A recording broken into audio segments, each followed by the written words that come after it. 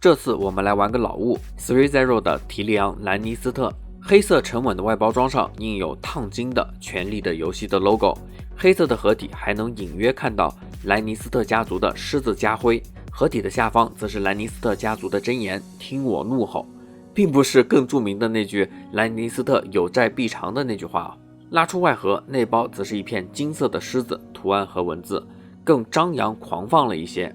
盒体的另一侧则是一个透明的橱窗，能看到我们的小恶魔本人。取出小恶魔的本体，高度大约是22厘米左右，分量少了，但是价格依然很贵啊。提利昂在剧中是一个很复杂且有魅力的人物，我想不到什么简短的词去形容我对他的喜爱啊，只能说这次 3-0 的出品我很满意。打开仿皮的背心，可以看到内部的紧身上衣细节，门襟都是由魔术贴来固定的，胸口的女王之手徽章是通过磁吸的方式来固定，我很喜欢这个方式。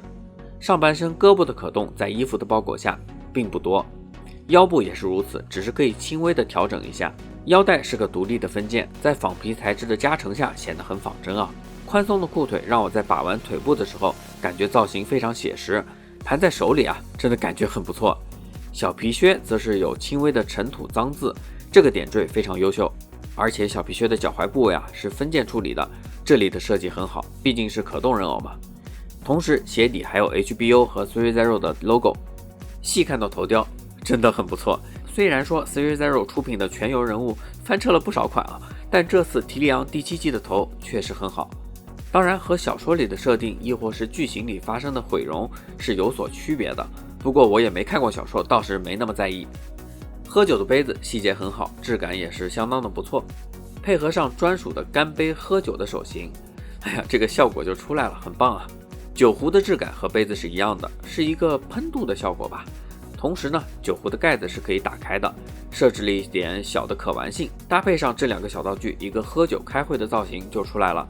并且我当时预定的是普通版，豪华版附带了9枚地图沙盘用的棋子，我倒是觉得没什么用。最后总结一下，《权力的游戏》电视剧正传部分已经完结很久了，但剧中提利昂的各处表现，现在让我回顾起来依然很精彩，令我印象深刻啊。尤其是这款3-0的出品做得真不错，很好，